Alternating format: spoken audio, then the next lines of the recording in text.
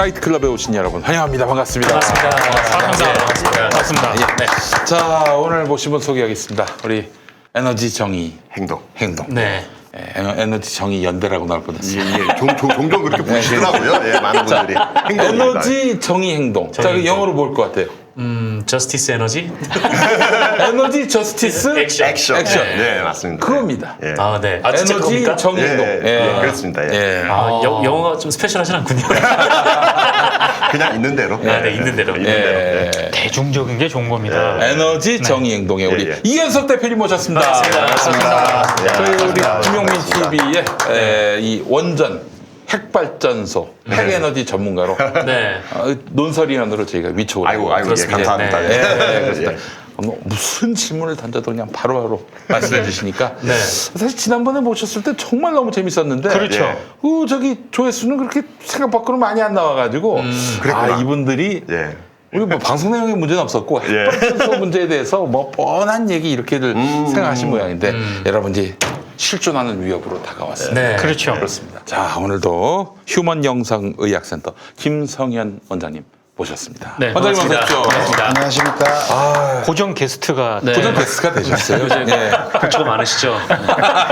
도박 파문까지 여기서. 아니, 얼마 전에 또 강원에도 다녀오셨다고. 주변에서 재밌어 하셔가지고 예. 저도 굉장히 좋습니다. 인사 많이 받습니다. 정말요. 감사합니다.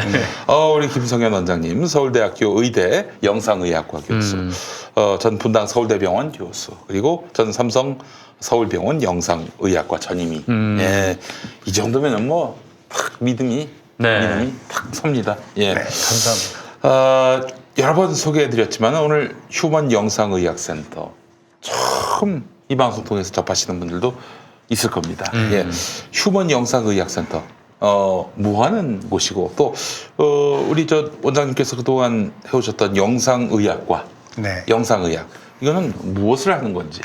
영상의학은 기본적으로 그 CT, MRI 같은 그 영상 장비를 가지고 네. 진단을 하는 게 이제 주 업무고요.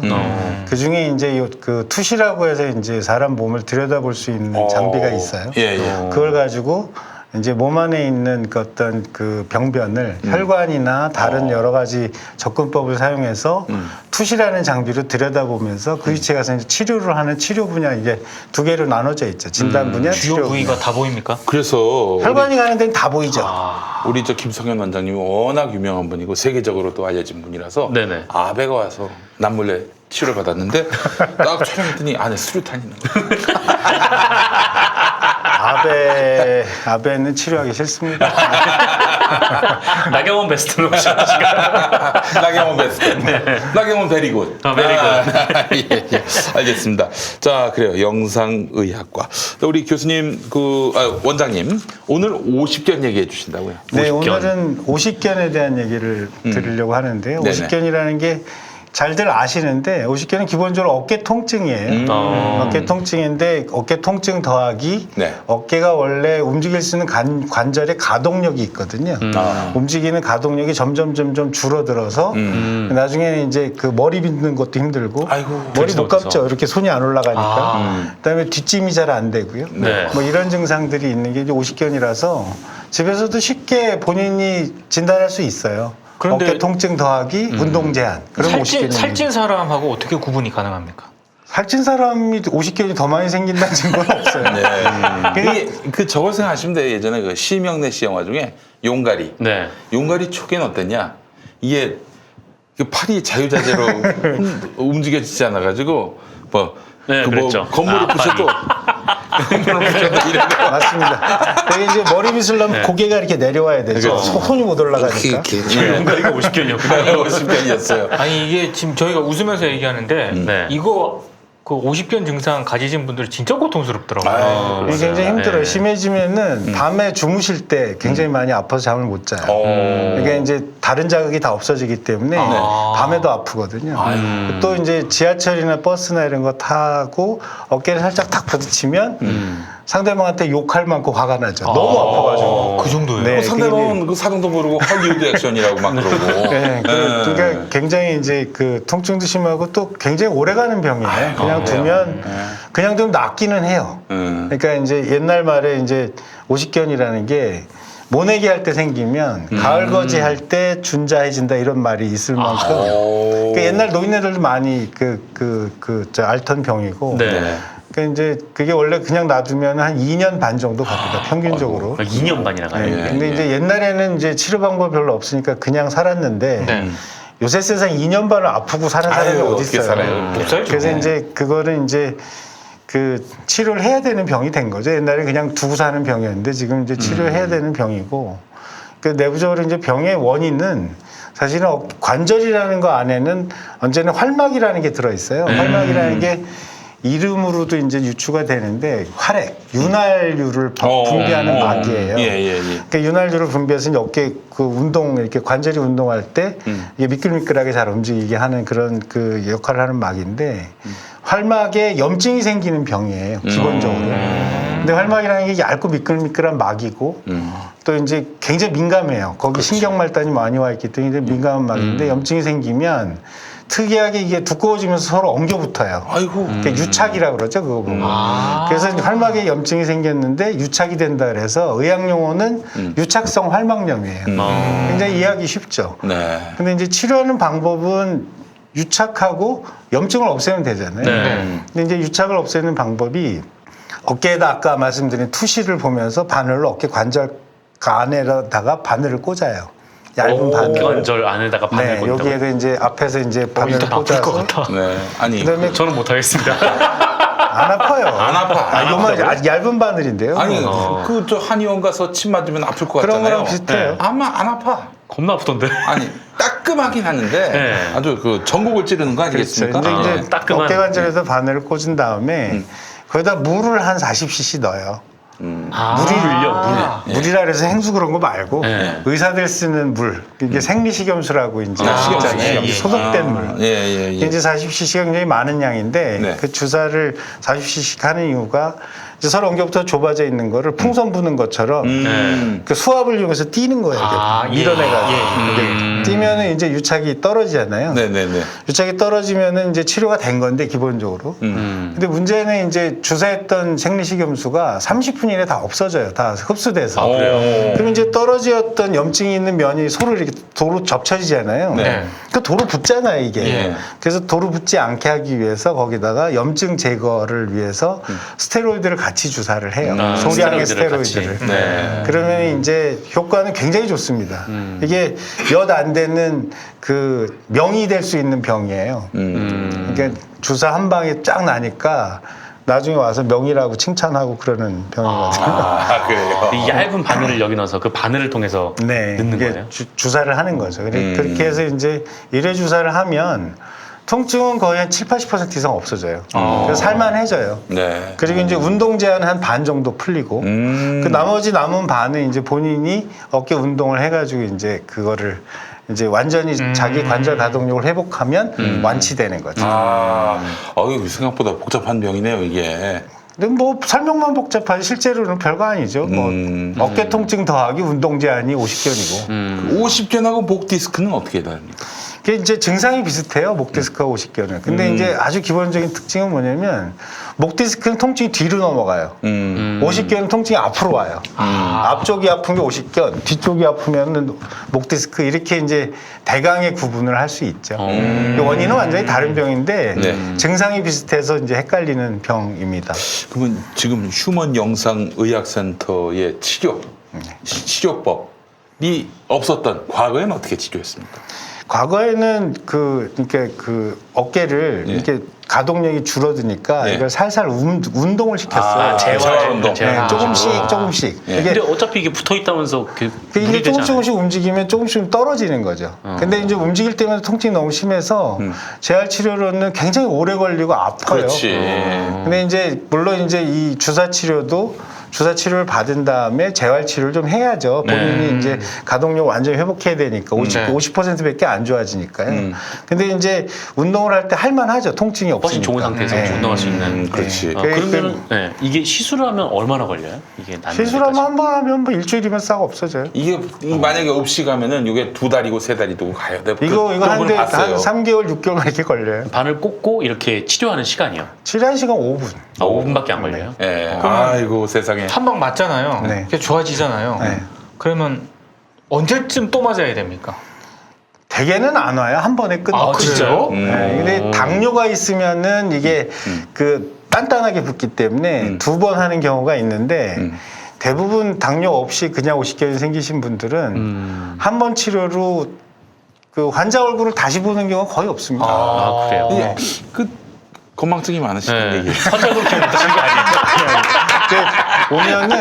오시면은 나중에 오시죠. 다른 예. 병으로. 예. 근데 이제 오십견 때문에 다시 오는 경우는 제가 이제 보낼 때 일주일 있다 봐서 운동하실만 하면 오지 마세요. 네. 이렇게 얘기하거든요. 네. 그러니까 이제 대부분 운동에서 다 완치돼서 다른 병으로 오는 경우는 있어도 오십견 때문에 다시 오는 경우는 많지 않습니다. 다른 병을 혹시 주입하시는 거 아니에요?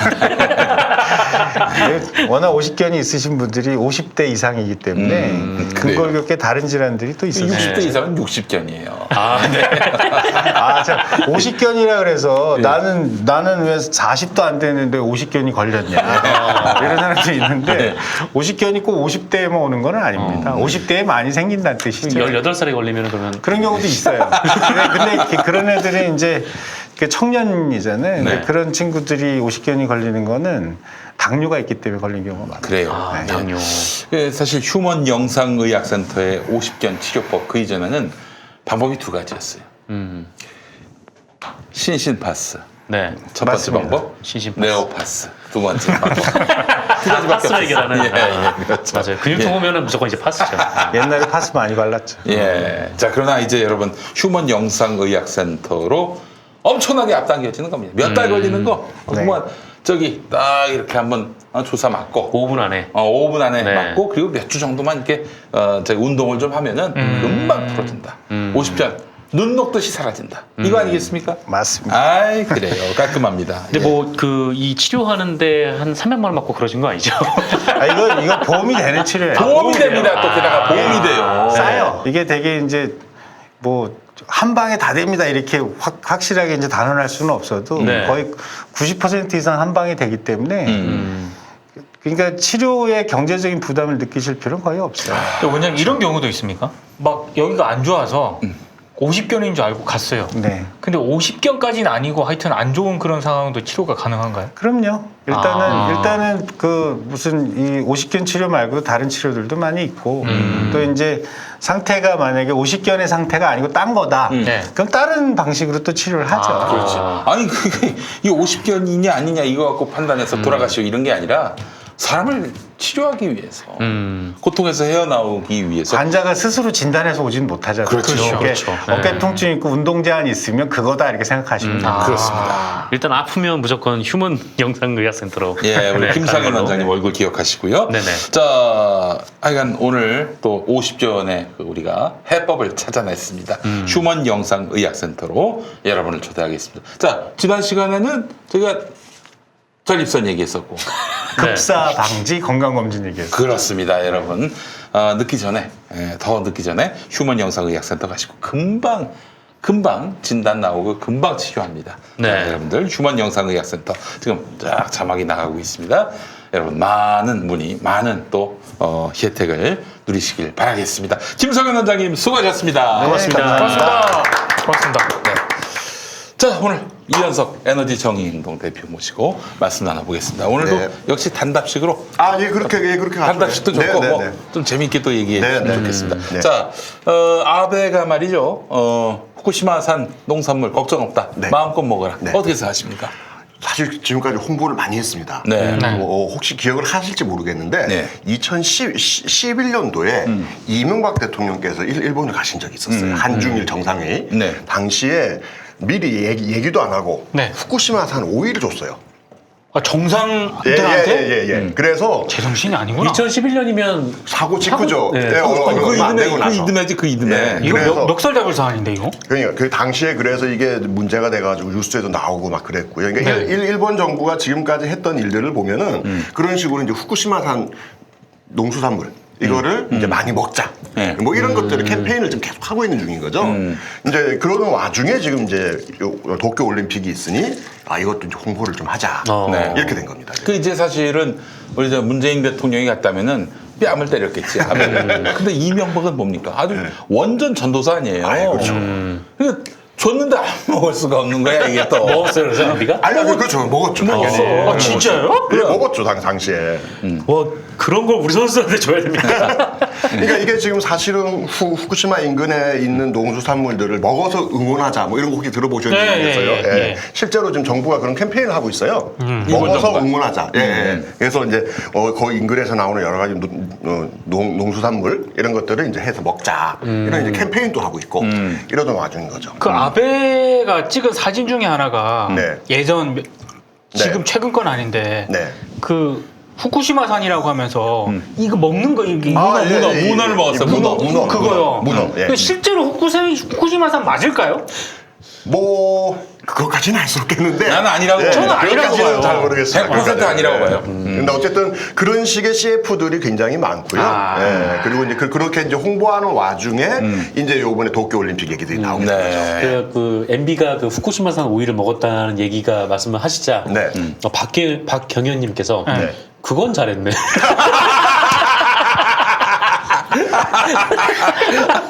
그래요. 얼떨결에 줬을 거 아니야. 이게 사실은 그러니까 원래 이제 국가 정상들끼리 모이면 다 그런 걸 뭘 먹을지 이런 걸 조율을 하는 거잖아요. 그럼요. 예, 예. 근데 그걸 조율을 안 하고 그냥 짠 하고 이제 내놓은 거죠. 양아치구만 아베 이거. 아베 양아치예요 진짜. 물론 그때는 아베 총리가 아니었어요. 네. 그렇긴 했지만은 일본 정부가 계속 그런 식으로 이렇게 농수산물을 보급하기 위한 그런 이제 활동들을 계속 해왔던 거죠. 아 근데 그 올림픽 출전한 선수들한테 이거 주는 게 확정이 된 겁니까? 일본 그 음식을 어떻게 제공할 것인지에서 올림픽이다 보니까 이게 전체적인 매뉴얼이 있어요. 그렇지. 그 매뉴얼에 정확하게 뭐라고 써 있느냐? 아유, 예. 재해지에서 나온 농수산물을 선수촌에 공급하여. 공급하여. 예, 그래서 일본의 부흥을 이제 좀 이렇게 도모하자. 근데 여기서 이 재해지라 함은 동일본 대지진 그 재해지도 포함돼 있고 그리고 후쿠시마도 포함되어 있는 거죠. 네. 그래서 애매하게 그런 부분이 있으면은 얘 좀 많이 흐리셨네. 아, 예. 아니 구멍 난다 이게. 그래서 그거가 아니, 나와요. 오늘 뒤에 보면 또 이렇게 물 줄줄 새는 얘기 좀 후쿠시마산이다. 물 줄줄 새는 얘기 해야 돼요 오늘. 예. 후쿠시마에서 온 것 같아요. 예, 예. 그래서 일본은 그럴 리가 없습니다. 그런 재해지의 농수산물을 준다.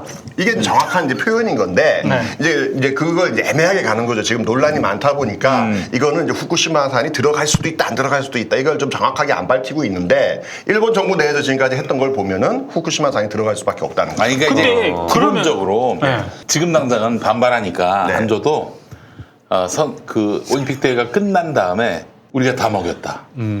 쏘리. 그러니까 아니, 소리가 아니라 쏘리. 소리가 아니라 봐라 먹었는데도 멀쩡하지 않냐 이렇게 활용을 할 것입니다. 100%예요. 당상이 바로 즉석에서 효과가 나오는 건 아니잖아요. 예, 그렇지 않죠. 이게 한참 몇 년이 지나서 나오게 되는 거고, 설사 그 뒤에 암에 걸렸더라도, 네. 이게 저희처럼 이렇게 살이 많이 쪄서 암에 걸린 건지, 담배를 펴서 암에 걸린 건지, 알 수가 없는 거예요. 오. 예, 그냥 암에 걸린 거죠. 살찌면 손해배상도 못하는 겁니까? 예, 그래, 좀 뭐, 예. 아니 그러면은 예, 그런 게 있습니다. 그 방사능에 오염된 식물, 식자재를 먹으면 무슨 일이 벌어집니까? 사실은 먹을 땐 몰라요. 이게 원래 방사능 물질이라는 게 무생, 무미, 묻히지 않습니까? 알 수가 없는 거고요. 근데 이게 몸속에 들어오게 되면은 몸속에서 계속 도는 거죠. 예. 그래서 지금 어느 분이 보니까 내부 피폭 이런 말을 이제 내부 피폭. 써주셨는데 밖에 이런데 이제 방사능 물질이 묻게 되면 이건 씻어내면 되는 겁니다. 네네네. 근데 몸속에 들어와 버리면 그게 안 되는 거죠. 그렇죠. 이게 몸속에서 뱅글뱅글 돌면서 이 피부 안쪽에서 이제 세포에 딱 달라붙어 가지고 계속 방사선을 내뿜고 있는 거죠. 그러면 거기가 이제 암이 걸리는 겁니다. 아이고 세상에. 이게 이제 폐로 들어가면 폐암, 또 이제 뭐 다른데 이런데 갑상선에 들어가면 갑상선 암, 뭐 이런 식으로 부위별로 암이 이제 생기게 되는 거죠. 그 방사성을 뭐 소독한다든지 뭐 그게 또 있으면 참 좋겠는데 그거 없어요? 예, 없고요. 자연 상태로 계속 배출되는 수밖에 없고 그래서 이제 이런 게 있습니다. 한꺼번에 그러니까 굉장히 높은 그런 방사선에 오염된 식품을 먹는 게 위험한 거냐? 네. 약한 걸로 계속 먹는 게 위험한 거냐? 이게 해보면 약한 걸로 계속 먹는 게 위험하다.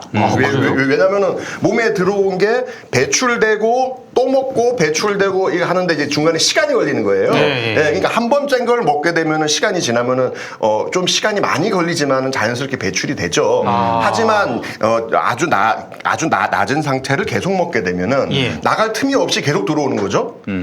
그래서 그러네. 사실은 이제 일본 현지에서 이제 계속 물이나 그런 이제 식품을 먹는 것이 더 위험하다라고 얘기하는 것들이 이제 그런 겁니다. 네. 지속적으로 노출되는 게 더 위험한 거죠. 지금 우리 그 많은 분들이 인터넷에서 또 SNS에서 네. 돌려보고 있는 것이 뭐냐면은 막 공유하고 있는 게 그 일본 지도가 나오고 후쿠시마를 주변으로는 이제 빨갛게 이게 번지고 있는데 예, 지금 보라색 지도도 이미 있고. 도쿄까지 다 번지고 심지어 어떤 지도는 세계 지도인데 저 남미의 태평양까지 막 계속 뭔가- 해류가 흐르잖아. 네, 이렇게 방사능이 번진 빙빙 것처럼 돌죠. 빙빙이 예. 돌면서 흐르지 않습니까? 지금 제가 이제 제 개인 페이스북에도 띄웠었는데 네. 지금 전 세계 어느 나라의 바닷물을 떠도 네. 세슘하고 프루토늄 같은 게 다 나옵니다. 왜 그러냐? 우리 동해도 왜 그러냐면은 지구상에서 핵실험을 한 게 지금까지 2,000번 이상 했어요. 그렇죠. 그리고 동해상에 혹시 저 독도에 일본 순시선이 와서 뭐 이렇게 뭐 과학 측정한다고 그러고 네네네. 그러잖아요. 네. 그게 뭐냐면은 동해에다가 핵폐기물을 그동안 버린 게 많아요. 아, 그래요? 예, 러시아에서도 버렸고 한국에서도 버렸고 왜냐하면 70년대까지만 해도 핵폐기물을 뭐 어떻게 보관한다 이런 개념이 별로 없었어요. 와 그러면은 지금 동해에도 있어요. 근데 우리는 이제 70년대 후반에 원전이 나왔지 않습니까? 우리가 50년대 이승만 대통령 때 미국으로부터 원자로를 수입하지 않았습니까? 영구형 그랬어요? 원자로. 오. 예, 그 진짜 돈 없어갖고 먹고 살기 힘든 50년대에 예. 미국의 원조가 다 가지고 당시에 영구형 원자로를 도입했었고 어디에 뒀어요 그걸? 서울에 있었죠. 서울에 저기 지금 노원구 공릉동에 가면은 원자력병원. 그 바로 옆에. 그 바로 옆에 헐. 한전연수원이 있습니다. 거기가 옛날에 서울대 공대 자리예요. 오. 거기에 보면은 정말 다 쓰러져가는 원자력 연구원이라는 그 현판이 있는 네. 이 한전연수원이라고 동네 사람들 다 아실 거예요. 서울 그 한복판에 원자로가 있었다고요? 예, 지금은 다 철거했지만 예, 거기에 예전에 연구용 원자로가 있었죠. 그러면 거기에도 그 결코 꺼지지 않는 그게 있었고 예. 지금은 다 이제 철거해가지고 예. 주요한 그 사용 해결료는 미국으로 들고 갔고 예. 당시에 있었던 그 원자로는 지금도 약간 그 처리하고 남은 그 모형 이야. 같은 건 다 있습니다. 그거 아직도 방사능이 좀 있나요? 거기에 중저준위 폐기물을 지금도 보관하고 있고요. 그래서 그 인근 주민들이 그거 가지고 한동안 데모도 많이 하고 막 그랬었습니다. 아, 왜 원자력병원인가 했더니 그런 그 거였군요. 바로 옆에다 병원을 지은 거예요. 연구용 원자로 있는 그 바로 옆에다가 병원을 지은 겁니다. 환자들 옆에 원자로가 떠는 아니 왜 그러냐면 암 치료를 할 때 네. 그 방사선 동위원소를 넣지 않습니까? 당시에 1950년대, 60년대에는 발전을 한 게 목적이 아니었고 이제 뭐 이렇게 여러 가지 육종한다 그러죠. 네. 농업 쪽에서 쓴다거나 네, 네, 또는 네, 네. 의료용으로 쓴다거나 이런 게 이제 목적이었기 때문에 그래서 사실은 노원구 저기 공릉동 그 일대가 당시에는 그런 이제 연구 단지가 있었던 곳이에요. 너무 공릉도 하니까 또 김용민이가 출마한. 예, 그 지역구죠. 예. 그때 거기입니다, 바로. 지역 주민들이 만나서 저 원자력병원 이름 좀 바꿔줘. 원자력 너무 불길해. 핵병원으로 그럼 더 안 이 좋아하죠. 사람아 그때 그런 말을 할 수 있었겠나? 자, 그래서 그때는 MB 병원이라고 바꿔볼까. 네. 하여튼 이제 그렇게 해서 전 세계도 지금 있는데 지금 또 방사능 오염수를 배출할까 말까 지금 사실 그러고 있는 단계인 거죠. 그거까지 이제 배출이 되게 되면은 원래 있는 농도보다도 더 이제 그게 아까 말씀하신 것처럼 전 세계를 돌면서 계속 또 이제 지구를 오염시키겠죠. 그러면 지금 그 바닷속에 있는 이 해양 생물들을 못 먹을 정도로 그게 지금 오염이 된 거예요? 못 먹을 정도까지는 아닙니다. 근데 이제 그쪽까지는 문제는 후쿠시마 바로 앞이 문제인 거죠. 후쿠시마 바로 앞에. 네, 그러니까 왜냐하면 이게 바다가 빙글빙글 돌고 그러다 보니까는 이제 전 세계에서 다 세슘이나 플루토늄이 측정되지만 그게 아주 위험한 단계까지는 아닌 거예요. 근데 지금 후쿠시마 그 인근은 오염수들이 계속 나왔기 때문에 그 인근에 특히나 물고기들 중에서 땅 밑에 기어다니는 애들 있잖아요. 네, 예. 아니면 조개류, 네. 아니면 땅 밑에 있는 여러 가지 해초류. 예. 이런 애들이 이제 문제가 되는 거죠. 근데 어. 똑같은 물고기라도 어떤 종류에 따라서 다르고요. 또 똑같은 그 수산물 같은 경우에도 버섯류, 저는 많이 나오는데 죽순, 뭐 이게 고사리, 네. 이게 주로 땅에 이게 기어다니는 애들 그런 애들이 굉장히 많이 나옵니다. 그래요. 네. 그 땅에 방사능이 오염이 되니까 그래서 흙을만 몇 센치씩 파가지고 네. 까만 봉지에다 집어넣고 네, 후쿠시마가 좀 그러잖아요. 예, 그래서 그 구글 지도, 구글 위성 지도로 후쿠시마 쳐서 딱 하면은 그 위에 딱 그 후쿠시마 원전에서 치면은 나오거든요. 그 주위에 보면은 시커먼 비닐봉지들이 잔뜩 모여 있는 데들이 있어요. 네. 네네. 그게 다 아까 말씀하신 겁니다. 오염토요? 네, 오염토를 땅을 한 5cm에서 10cm 정도를 이제 갈아내 가지고 큰 비닐봉지, 요 테이블보다도 더 큰 비닐봉지에다가 다 넣는 겁니다. 그걸 이제 차곡차곡 쌓아 놓은 거죠. 네. 그렇게 한다고 해서 거기서 뭐 농작물을 기르면은 영향이 없는 건 아니잖아요. 이게 지금 땅을 위에 있는 표토를 긁어낸 거잖아요. 네. 예, 그러면은 사실은 여기가 가장 영양분이 많은 위치이기 때문에 사실 이제 이 농사를 짓기는 사실 좋지 않은 거죠. 근데 이제 여기서 그러니까 표토가 굉장히 영양분이 있는데 그거를 그 긁어낸 표토를 거죠. 긁어냈으니까 그 파낸 흙을 갖고 농사를 이제 지었는데 져야 예전에 되니까 안 좋은 거죠. 예전에 그 생각을 해보니까 그 4대강 사업 때 네. 땅에서 이제 준설하잖아요. 네. 그게 강 밑에 흙을 파내잖아. 파내잖아. 네. 준설토 아니야. 네. 그거 갖고 농사 지었다가 아주 폭망을 했어요. 폭망을 했어요. 왜냐? 무슨 아니 강 밑에 있는 흙이 흙이니까 영향이 그 무슨 없어가지고. 굉장히 그 흙이 귀한 흙이다라고 MB가 뻥을 쳤는데 알고 봤더니 아니었어요. 그런 거죠. 그래서 사실 거기서 농사를 짓게 되면 두 가지 문제가 있습니다. 농사가 잘 안 돼요. 그러다 보니까 두 번째는 어쨌든 지금 그 인근 지역에는 지하수나 또는 이제 계속 이제 그 여러 가지 방사능 물질이 날라오기 때문에 근데 비가 내려가지고 쌓이는 거죠. 예. 그렇기 때문에 이제 그 거기서는 지금 농작물을 키우더라도 실제로 측정해 보면 방사능 물질이 나옵니다. 그러니까 비가 내리고 그 흙으로 그 빗물이 스며들면은 당연히 그 5cm 그 밑으로도 흘러나오겠죠. 네, 물이 흘러가니까. 그 흙으로도 그 세슘이나 방사능이 네. 오염될 것이고. 처음에는 긁어내고 나서 재보면은 문제가 없다고 나와요. 근데 이제 비가 오고 그러면 다른 데서 또 다른 흙들이 또 이게 그렇죠. 들어올 거잖아요. 그렇죠, 예, 그렇죠. 그러면 또 이제 그 문제가 되는 거죠. 근데 좀 궁금한 게 네. 지금 오염수 있잖아요. 네. 이게 지금 저장 용량이 닫혀서 몇 년 후면 네, 이제 네, 지금 내보내겠다고 뉴스에서 지금 그러고 있잖아요. 근데 100만 톤인가 그렇죠. 네. 지금 아베 정부가 네. 그 오염수를 실제로 안 내보내고 있는 게 맞습니까? 그게 이제 중요한 건데요. 이제 지금까지 뉴스를 잘 검색해 보시면은 예. 오염수가 방류됐다, 유출됐다 이런 뉴스가 나온 게 지금 한두 번이 아닙니다. 굉장히 많이 나왔고요. 크게는 두 가지입니다. 우리 내보낸다 그러고 방류한 적도 있었고요. 또 하나는 실수 뭐 이런 것도 있었던 거죠. 예. 실수? 예, 이게 왜냐하면 그 아까 말씀하신 큰 탱크 있잖아요. 네. 탱크를 만들 때 좀 부실 공사가 있었어요. 그래서 이제 볼트를 조여가지고 이게 꽉 조여서 물이 안 새게 만들어야 되는데 예. 여기에 샜던 거죠. 그래서 사실은 이게 실수로 이제 샌 것들도 있고 문제는 사실 지하수입니다. 지금 지하수가 거기에 산을 깎아가지고 이제 저기 발전소를 만들어가지고 네. 지하 수맥이 지나가요. 예. 그러다 보니까 이게 지나가는 물이 그 발전소 틈 사이로 들어가가지고 실제 안에 있는 고농도 이제 그 오염된 거랑 만나가지고 오염이 된 상태로 다시 흘러나가 버리는 거죠. 아이고 이런. 그럼 나간다고 봐야 되네요. 네, 나가는 겁니다. 지금 오염수 문제만 얘기가 되고 있어서 그거는 예. 탱크에 든 거를 좀 처리하기가 네, 곤란하니까 네. 내보낸다는 건데 지금까지 다양한 경로로 지금 그 인근이 이제 계속 오염이 돼 왔던 거고 예. 그게 이제 결국은 다 태평양으로 나가고 있는 거죠. 혹시 뭐 후쿠시마 그 농산물 수산물 같은 경우에는 방사능을 실제로 측정해 본 그 자료값이 있나요? 아유 많죠. 많이 있나요? 예, 국내에 많이 특히 찬해 가시는 분들은 주로 인용을 많이 하는 게 쌀 갖고 얘기를 많이 해요. 예. 쌀은 여러 농수산물 중에서도 사실은 그렇게 방사선이 많이 안 나오는 애입니다. 왜냐하면 지가 이제 어쨌든 커가지고 위에서 열매를 맺는 애잖아요. 그렇죠. 네. 예, 그나마 쌀이 좀 적게 나오는 편인 거고 아까 말씀드린 것처럼 주로 채소류, 고사리 같은 거. 예, 고사리 같은 네. 거 그리고 버섯류. 버섯은 흡착을 잘해요. 아, 그러네. 네, 그래서 이제 버선류 이런 게 좀 문제가 많고 심지어 제가 계속 왜 이제 일본 쪽 언론 모니터링하면서는 도쿄 인근에 있는 지역에서도 이게 핫스팟이라고 네. 예, 고농도로 오염된 지역이 있거든요. 네네네네. 그 지역 중에 도쿄 인근에 있는 지역이 있어요. 여기가 계속 버섯으로 좀 유명했었나 봐요. 예. 그래서 그 몰래 이제 팔다가 걸리고 뭐 이런 것도 뉴스에 많이 나오는데. 몰래 팔다가 걸려. 예, 물론 뭐 본인은 몰랐다 얘기를 하지만 예. 여기는 뭐 몇 년 전부터 판매 금지가 이제 내려진 지역들인데 몰랐는데 방진복 입고 채집한 거 아니에요?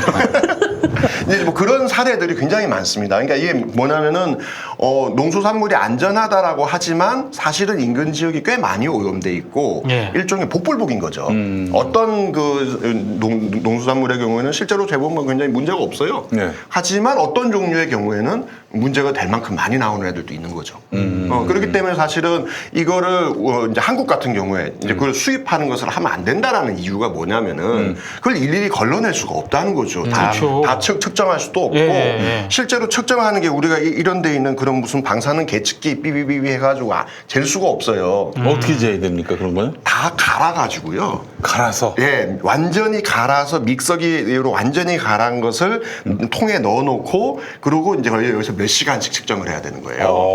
그러니까 이게 기본적으로 방사능을 측정한 그 물건은 못 먹어요. 그러네요. 네, 그러니까 전수조사를 한다. 우리 그런 얘기 많이 하잖아요. 예. 그건 말이 안 되는 거예요. 허허. 일단 조사를 하면 걔는 못 먹기 때문에 어쩔 수 없이 샘플입니다. 예, 근데 샘플을 조금 더 치밀하게 뽑냐, 듬성듬성 뽑냐 차이인 거지. 전수조사 모든 거를 다 괜찮다 이렇게 할 수는. 그러네요. 그 요즘에 보도 보니까 수산물 같은 경우 네. 화로차에다가 실어오는데 네. 그 차만 방사능을 측정하고 그 뭐 수차에 한동안 또 들어있는 뉴스에 나왔죠. 수차에 예. 들어있는 생선에 대한 세슘 방사능 측정 이런 거는 전혀 안 하고 있다. 그 이제 뭐 뒤에 이제 다시 봤더니 또 다시 이제 조사를 하고 있다. 네. 뭐 이런 이제 해명도 나오긴 했는데 네. 사실은 지금 빈 틈들이 그런 식으로 조금씩은 있습니다. 네. 예, 들고 오는 경로가 굉장히 다양하게 지금 들고 오고 있고 지난번에도 나와서 한번 말씀드렸던 것 같은데 후쿠시마 앞바다에서 잡더라도 도쿄 항구로 들어가서 이거를 이제 그 물고기나 여러 가지를 풀어 놓으면은 이게 이제 도쿄산이 되는 거거든요. 아하. 이 그런 종류의 문제들도 있어서 또 그것도 뉴스에 보면 검색하면 나옵니다. 예. 후쿠시마 인근에 조업했던 어선들이 다른 동네에 가가지고 일종의 원산지를 속여서 파는 사례들 이런 것들도 굉장히 많이 있고요. 그러니까 일본에서는 풍문 피해. 소문에 의한 피해라고 하는데 예. 이제 아무래도 후쿠시마에 살면 안 먹으니까 네. 그걸 피하려고 일본에서도 사실은 노력을 하는 거죠. 그러면은 그 생선을 네. 생선은 또 어떻게 방사능 측정을 합니까? 생선도 마찬가지로 다 갑니다. 갈아요. 예, 일단 믹서기에 넣고 다 갈아서 그 통 안에 넣어가지고 예. 거기서 이제 측정을 하는 거죠. 그래서 저는 이제 뉴스에서 보면 맨날 뭐 한 대 몇백만 원짜리 계측기라면서 들고 다니고 찍는 거 있잖아요. 네네네. 그건 그냥 텔레비에 보여주는 거고요. 예, 거기서 나와서 삐빅거릴 정도면 그 아주 심각한. 예, 아주 심각한 겁니다. 예. 그냥 바로 그냥 그저 갖다 버릴 수도 없고 어떻게 해야 되냐고 진짜. 그래서 사실은 이제 특히나 일본산 중에서도 후쿠시마 인근에 있는 것은 수입하지 않는 게 이제 한국의 입장에서는 그렇죠. 예, 일본 현지에서는 사실은 그걸 구분해내기가 쉽지가 않습니다. 물론 이제 마트에 가면은 네. 어느 동네 산 이런 거 써 있긴 해요. 예. 예, 써 있긴 한데 그걸 일일이 뭐 식당 가서 그걸 다 물어볼 수도 없는 거고 그런 이제 한계는 있거든요. 하지만 그러니까- 이제 한국에서는 뭐 안 먹으면 되는 거니까요. 그러니까 한국에서 일본산은 아무것도 받지 말아야 돼요. 농수산물 네. 전혀 받으면 안 되고 일본 같은 경우 그 얼마 전 KBS 보도가 있었지 않습니까? 후쿠시마산 농산물로 지은 밥을 네. 삼각김밥으로 맞아요. 그렇게. 편의점에서 많이 네, 쓰죠. 편의점에서. 그러면은 일본 전역에서 팔린다는 거 아닙니까? 그렇죠. 일본을 갈 수가 없어. 이거 뭐 불매운동 할 것도 없이 그러니까 안전을 위해서 일본 가면 안 돼요. 후쿠시마산이라고 또 얘기하지도 않고. 그러니까. 왜냐면 어쨌든 그렇지 않겠습니까? 일본 내에서도 여러 지역에서 쌀이 나오는데 아무래도 후쿠시마산은 인기가 떨어지겠죠. 그렇죠. 그러면 이제 그런 거는 일일이 사서 먹는 것보다는 그렇게 가공해서 나오는 제품에 쓰이게 되겠죠. 그럴 수밖에 없는 거죠. 자, 그 우리 이현석 대표님이 네. 대통령이에요. 네. 그래서 오로지 우리 국민의 방사능 안전만 생각해요. 네네. 그럼 어떤 조치를 취할 것 같아요? 지금 현재도 사실은 후쿠시마산 인근에 있는 네. 농수산물 수입이 금지되고 있거든요. 네. 저는 이게 국가별로는 아예 일본산을 수입 금지하는 나라들도 있어요. 네. 그래서 저는 그걸 조금 더 강화하는 것이 필요하다고 보고요. 그리고 국내의 경우에도 이게 사실은 지금도 여러 가지 형태로 이제 검역을 하고 있습니다. 그러니까 국내산 여러 가지 농수산물 경우도 혹시라도 네. 왜냐하면 어차피 바닷물은 연결돼 있고 일본 연근해에서 놀던 물고기들이 한국도 온단 말이에요. 아, 그래요? 예, 왜냐면 얘네들이야 뭐 그냥 자유롭게 왔다 갔다 하는 애들이기 때문에 네네. 이제 이런 것들에 대한 것도 조금 더 지금도 물론 검사하고 있습니다만은 검사를 또 강화해야 되는 거죠. 예. 그 수밖에 없습니다. 그리고 우리가 지금도 이 인터넷상에 보면은 막 그런 거 보면 좀 굉장히 좀 답답했어요. 뭐냐면은 이게 뭐 100만 톤 해봤자 양 얼마 안 된다. 뭐 이런 종류의 또 글들이 있어요. 100만 톤이 뭡니까? 그러니까 지금 후쿠시마 이 방사능. 후쿠시마에 그 지금 이렇게 밖으로 내 보낼까 말까 하는 오염수요? 그 오염수의 양이 한 100만 톤 되는데 100만 톤이 얼마 안 된다고요? 예, 그러니까 뭐 예를 들면 이런 거죠. 태평양은 넓다. 태평양에 그 약간 그 좀 이렇게 넣는다고 우리 죽는 거 아니다. 이런 글들이 있어요. 실제로 있습니다. 조금만 검색해 보시면은. 그래서 저는 이게 그렇게 그냥 단순하게 치부할 문제가 아니다. 왜냐면은 실제로 그렇죠. 당연히 태평양은 넓죠. 예, 넓지만 그런 것들이 자꾸 쌓여가지고 현재 우리의 환경 문제가 되는 거지 않습니까? 그렇죠. 예, 그 넓은 태평양에서 바닷물 뛰면 지금 미세 플라스틱 다 나와요. 예, 왜 사실 지금까지 우리가 그렇게 써온 거거든요. 아하. 그렇기 때문에 내가 플라스틱 조금 더 버려도 괜찮겠지? 이렇게 하다가 지금 이렇게 된 거지 않습니까? 그 바닷물에서 잡은 물고기 보세요. 서해만 해도 안 좋아요. 엄청나요, 이건 진짜. 최악이다. 예. 그렇기 때문에 그걸 최대한 방류하지 않도록 해야 되는 거고 인근 국가에서 지금 그걸 막아야 되는 거죠.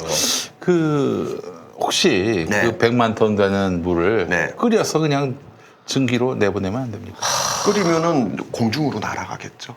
그러면 또 방사능이 오염돼. 예, 오염이 물론 중금속이기 때문에 확 날아가지는 않겠지만 예. 이게 지금 오염수 문제라는 게 그런 겁니다. 이게 지금 큰 통에다가 넣어놓고 배출을 못하게 막고 있는 건데 네. 아베 입장에서는 굉장히 골치 아플 거예요. 네. 왜냐하면은 얘를 방사능 물질을 제거한다는 게 이론적으로 불가능해요. 그러니까 이거를 뭐 어디에 이렇게 흡착시키거나 이럴 수가 있는 게 아니고 네. 지금 그나마 여러 가지 장치를 가지고 농도를 조금 이렇게 낮추긴 했는데 예. 100% 제거가 안 되거든요. 아. 그러니까 지금 통을 계속 지어놓은 거를 가지고 계속 보관이 힘드니까 이 아베 입장에서는 제일 싸게 먹히는 게 태평양은 넓다. 그냥 흘려 보내자. 이런 얘기가 그래서 나오는 겁니다. 안 되겠습니다. 청호 나이스 무전원 직수 정수기. 뭘 얘기하다가. 즉각 후쿠시마에 후쿠시마에 보내서 설치해야 됩니다. 그래서 그걸 거쳐서 찔끔찔끔 나오는 거 내보내기. 네네. 그러면은 어떨까? 이걸 보고 한 시간 만에 필터 하나씩 교체를 해주는 거예요. 네, 그렇습니다. 예, 네. 어떨까요? 예. 어차피 전기도 안 되겠다. 아니 대표님 진짜 궁금한 게 네. 지금 일본의 다른 걸 다 떠나서 지금 네. 먹거리 먹거리. 뭐 전부 다 지금 안전하지 않은 그런 상황이잖아요. 네. 도쿄올림픽 이게 어떻게 해야 되는 겁니까 이거? 지금 일단 네. 도쿄는 어떻습니까? 도쿄는. 도쿄는요 사실은 가서 방사능 측정기를 들고 가서 재보면 예. 그렇게 방사성이 높지 않아요. 네. 근데 이게 그렇습니다. 여기 지금 땅바닥에 방사선 물질이 있더라도 네. 이게 멀리 떨어져 있으면 재면 잘 안 나와요. 이쯤에서 재면 안 나온다. 잘 안 나와요. 얘가 아주 센 뭐 그런 놈이 있지 않은 한 네. 멀리 떨어지면 안 나오거든요. 예. 근데 전 실제로 그렇게 몇 번 재봤습니다. 얘를 방사능 측정기를 비닐봉지에 싸가지고 네. 하수구 시궁창에다 박아버리면요 네. 엄청나게 나와요. 대한민국에서? 아니 도쿄에서. 도쿄에서 네. 한국에서는 그렇게 해도 안 나와요. 예, 왜냐면은 그 먼지로 조금 떨어졌던 것들이 비가 내리면은 먼지가 모여가지고 하수구의 그 뻘 속에 다 같이 모여 있는 거거든요. 네. 그러니까 지금 도쿄도 그렇고 후쿠시마도 그렇고 예. 방사능 측정기를 들고 가서 재보면은 얼마든지 깨끗하다라고 데이터를 뽑을 수 있어요. 그냥 이렇게 하니까 예, 그래서 사람의 가슴 높이 정도로 삐삐삐 하면은 심지어 저는 이제 후쿠시마도 한 네댓 번 다녀오고 저기 체르노빌도 한 두 번 들어갔거든요. 예. 체르노빌 발전소 바로 앞에 가서 재도 특정한 장소에서 재면 깨끗한 동네가 있어요. 그래요? 예, 왜냐면은 밑에 다 청소하고 깨끗하고 예. 깨끗하게 돼 있는 데서 재면은 사실 서울하고 별 차이 없어요. 하지만 네. 오염된 지역들이 있다는 거죠. 그리고 그 오염된 정도가 굉장히 높은 지역들이 있다는 겁니다. 근데 네. 이거를 일반인들은 알 수가 없어요. 그렇죠. 예, 이제 그게 문제라는 겁니다. 그러니까 훈련돼 있거나 아는 사람들, 방사능 계측기를 갖고 있는 사람들은 그 피해가 다닐 수 있겠죠. 네. 하지만은 보통 일반인들의 경우에는 이제 그런 것들이 안 되니까 물론 도쿄는 그렇게 많이 오염돼 있지는 않습니다. 후쿠시마가 더 심각하긴 한데요. 하지만 이제 그런 부분에서는 이제 안전이라는 측면에서 본다면은 빈틈이 자꾸 있는 거죠. 네. 야, 이거 그럼 도쿄도 지금 방사능 위험 지역이다라고 해도 과언이 아니겠네요. 몇몇 지역들이 그렇습니다. 예, 그 도쿄 인근 지역에 핫스팟들이 있고요. 예, 그 지역들은 가서 재보면은 지금도 굉장히 많이 나오는. 아무래도 지역들이 있습니다. 후쿠시마하고 좀 가까운. 그게 이제 뻥 터지게 되면 핫스팟이라는 게 네. 어떤 거냐면 뻥 터지게 되면 먼지처럼 해서 이제 올라갑니다. 네. 하늘로. 네. 그게 구름에 둥실둥실 떠다니다가 네. 특정 지역에 비가 돼서 내리는 동네가 있어요. 네, 그래서 멀면은 방사능이 적을 것 같지만 멀어도 핫스팟이 있고 가까워도 방사능이 없는 지역이 있어요. 그러네요. 그래서 그 아까 말씀했던 그 지도를 잘 보시면은 이 거리에 따라서 절대로 비례하지 않습니다. 그때 바람이 어떻게 불었느냐, 날씨가 어떻게 됐느냐 이런 것들이 굉장히 아, 그래서 같은 도쿄 안에서도 이렇게 차이가 나는 차이가 거군요. 나는 데들이 있습니다. 그리고 심지어 체르노빌 당시에도 그 요즘 뭐 인터넷에 그 옛날 뉴스가 다시 나오던데 체르노빌 당시에 일본이 난리가 났었어요. 네. 체르노빌 사고의 핫스팟이 예. 일본에서 발견이 됐었거든요. 아, 그래요? 예. 맞아요. 그러니까 왜냐면은 일본은 그 예전에 원폭 피해가 있기 때문에 그게 민감하거든요. 그때 막 난리가 났었어요. 근데 이제 지금 와서는 이제 그런 거는 또 이렇게 얘기를 생각이 잘 안 하는 거죠. 아이고, 그랬구나. 그러면은 일본이 그랬으면은 대한민국 땅도 있습니다. 예. 어디예요? 요즘 네이버 같은 데 쳐보면 옛날 그 뉴스 검색되잖아요. 예. 86년도 4월 26일 날 체르노빌이 터졌습니다. 네. 그러고 나서 이게 날라오는데 시간이 좀 걸려요. 예. 그래서 5월 초 뉴스들을 검색해 보시면 예. 당시에 비가 왔는데 한국에서도 방사선 물질들이 검출되었다라는 네. 기사가 있습니다. 그날이 5월 5일이에요. 오로 어린이날 어린이날. 몇 년도? 86년도. 아, 저 6학년 때인데. 예. 그래서 그날 86년도 어린이날 어디에 가셨는지 기억을 한번 해보시면 그날 비를 맞은 사람들이 있을 거예요, 당연히.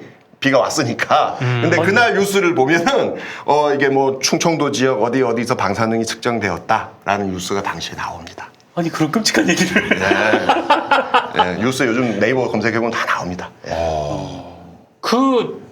그 시절 때 하여튼 해가지고 그 비를 맞은 그 계층에 네. 이거는 그 정확한 근거를 가지고 네. 하는 얘기는 아닌데요. 뭐 갑상선 암이 유독 많이 발견되는 예, 그런 지금 나이대가 있대요. 그런 논란이 있습니다. 그런 논란이 90년대. 있더라고. 예, 그러니까 이제 두 가지 설이 있는 거예요. 전 세계적으로 86년도 이후에 갑상선 암의 증가율이 그래프를 그려보면 굉장히 높게 나옵니다. 예. 그러면 이게 체르노빌 때문인 거냐, 아니면은 보건 의료 같은 게 발전이 돼서 아하. 이게 많이 측정을 해서 그걸 더 많이 발견한 거냐. 아하. 그래서 의사들 사이에 논쟁이 있습니다. 예. 하지만 분명한 거는 체르노빌 인근 지역은 그런 것과 무관하게 실제로 재보면은 암 환자가 확 늘어난 게 그래프로까지 보인다는 아하. 거죠. 예. 이제 이런 것들은 분명하게 나온 데이터. 아하. 그렇다면은 이제 그 도쿄 올림픽 이제 네. 뭐 1년 정도 남았는데 네. 큰 여름에 한대요, 그것도. 네, 도쿄가 그렇죠. 여름 얼마나 엄청 더운지 더운데. 가보신 어마어마합니다. 분들은 아실 거예요. 네, 근데 네. 그 여름에 하는지 모르겠네. 우리도 9월에 했잖아요. 좀 시원할 때 하는 게 좋은데. 글쎄 말이야. 더위하고 방사능하고 뭐 유관한 게 있습니까? 더위 자체는 뭐 그거 자체는 뭐 크게 문제가 되지는 않는데요. 아무래도 이제 날씨가 덥고 그러면은 이제 중간에 비가 그것도 있습니다. 그 실제로 이제 방사능 이제 계측기를 사서 재시는 분들이 많아요. 저도 이제 몇 대 갖고 있는데 비가 오는 날이면은 보통 날보다 방사선 수치가 올라갑니다. 왜 그러냐면은 공기 중에 위에서부터 떠 있는 그렇죠. 빗물이 내려오면서 저 위에 있는 애들까지 다 내려서 땅에 떨어지거든요. 그래서 비가 오는 날이면 전체적으로 조금 방사선 수치가 좀 높게 나오고요. 네. 그래서 뭐 그래프로 그려보면 그건 분명히 나오는 거니까. 네, 비를 맞으면 안 되겠네요.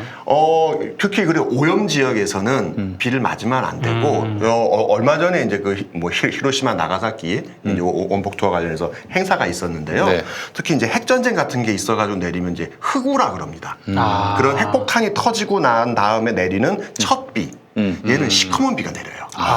일종의 낙진입니까? 예, 그런 거죠. 그래서 얘를 맞게 되면은 정말로 그 위에 있는 애들까지 다 떨어지는 거기 아이고, 때문에 이런. 그래서 이게 실제로 그 히로시마나 나가사키 에 이제 가보면 이제 기념관 보면은 그 비 왔던 장면을 묘사해 놓은 장면들이 있어요.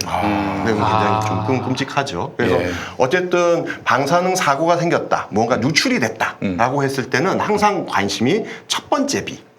그 첫 번째 비가 영향이 많습니다. 그래서 이제 후쿠시마 사고 당시에도 기억하실지 모르겠는데 서울의 첫 번째 비가 내리는 날 학교를 간이 많이 해서 뭐 휴교를 하니 많이 뭐 그때 뉴스 한번 기억하실 거예요. 후쿠시마 사고가 있을 때. 예, 그 바로 직후에 그런 것들도 비하고는 좀 영향이 될 수 있다. 당시 MB 정권은 편서풍이기 때문에 걱정하지 마라. 문제 없다 그랬죠. 예. 맞아요. 그 근거 있는 얘기입니까? 그게 그러고 나서 며칠 있다 재봤더니 이렇게 삥 돌아가고 다시 왔잖아요. 편서풍인데 네. 큰 틀에서는 편서풍입니다. 네. 근데 바람이라는 게 꼭 한쪽 방향으로만 부는 게 아니에요. 그렇죠. 그래서 이쪽 북쪽으로 해서 이렇게 삥 돌아서 다시 한반도로 왔다라고 일주일도 안 돼서 발표가 나가지고 당시에 아유 진짜는 젖 같은 새끼들 됐어. 편서풍이니까 걱정하지 말라고 씨발. 네. 아니 그런 식으로 얘기하면 후쿠시마 땐 뭐야?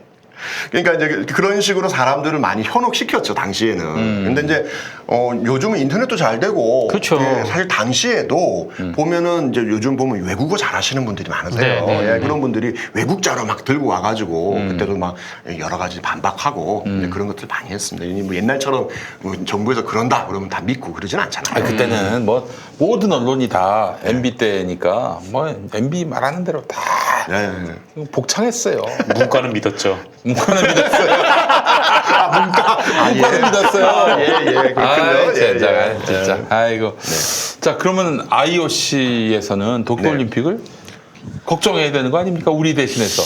근데 그게 좀 쉽지는 않습니다. 이게 사실은 국제 행사를 이미 선정할 때 당시 2013년도에 도쿄올림픽 하는 게 결정이 됐거든요. 네. 당시에도 이 똑같은 논란이 있었어요. 근데 이제 IOC에서는 괜찮다라고 이미 결정을 해놓은 상태인 거고 그 상태에서 지금 IOC가 뒤집어 엎기는 참 힘든 거죠.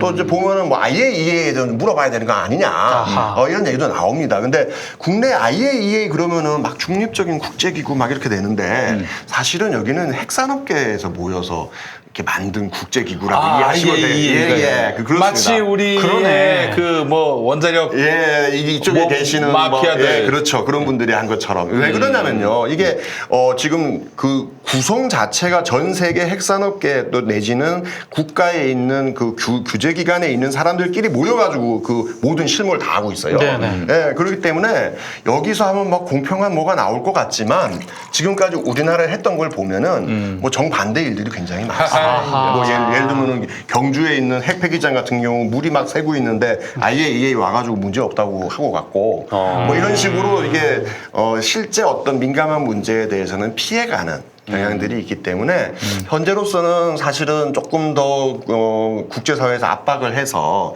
최소한 후쿠시마산 농수산물을 제공하지 못하게 하고 그리고 또 이제 이거는 큰 틀에 지금 이제 한일 관계 문제기도 한 거지 네. 않습니까? 그래서 일본 정부는 어떻게 압박하느냐 이게 더 중요한 거지 않겠나. 근데 일본 정부, 아베 정부 입장에서는 네. 방사능 오염 수치라든가 네. 이런 걸 데이터라든가 정보를 안 내놓을 거 아닙니까? 이게 지금 이제 당시 2013년도에 아베 총리가 예. 올림픽을 유치할 때 예. 했던 유명한 말이 있어요. 언더 컨트롤. 예, 통제하고 있다. 예. 언더 컨트롤. 이거를 가지고 사실은 사람들을 좀 다 싹 다 현혹시킨 거거든요. 네. 그러니까 아베 정부 입장에서는 이게 정치적인 목적이 있는 거예요. 그러니까 이미 후쿠시마 사고가 일어난 지 몇 년이 지났고 모든 건 통제되고 있고 아무 문제도 없어요. 예. 이걸 국제사회에 보여주고 싶은 거죠. 네. 그렇기 때문에 아까도 말씀한 것처럼 농수산물도 이렇게 와서 뭐 먹이고 문제 없다고 해서 뭐 후쿠시마에서도 야구 경기도 지금 한다고 그러고 이렇게 지금 되는 거죠. 와 진짜 아베는 그 뭐 다 떠나서 자국민들한테까지 이렇게 엿을 매기네요. 아니 근데 그 일본 국민들은 그 무식하지도 않을 텐데 네. 그렇게 저기 뭐야 아둔하지도 않을 텐데 왜 이런 그 저기 저는- 아베 누가 봐도 뻔한 거짓말을 저는 그게 한국과 일본의 결정적 차이라고 보는데 큰 차이입니다. 전공 교체 경험이 없어요. 일본은. 이게 좀 뒤집어 엎어주고 이런 것이 있어야 이게 사람들도 좀 그게 되는데 그런 네. 경험이 없고 그리고 그만큼 사회가 그만큼 보수화되어 있는 거죠. 예, 그리고 너무나 많이 큰 공포를 접하게 되면 공포를 애써 무시하려는 게 있습니다. 그래요. 실제로 그런 게 있어요. 그 가장 잔혹한 교통사고 장면 그거 먼저 보여주고 그 다음 단계의 잔혹함, 그 다음 단계의 잔혹함, 또 그 다음 단계의 잔혹함. 마지막은 뭐 거의 잔혹함이 없는. 그럼 사람들이 뭘 기억할 것 같아요? 가장 인상적인 맨 위에 거일 것 같은데 아니야. 하나, 둘, 세 개. 이거는 지워버린대 머릿속에. 기억하고 싶은 것만 최근에 기억한다고. 것만. 예, 그렇지. 안 그러면 자기가 견딜 수가 없는 거예요. 기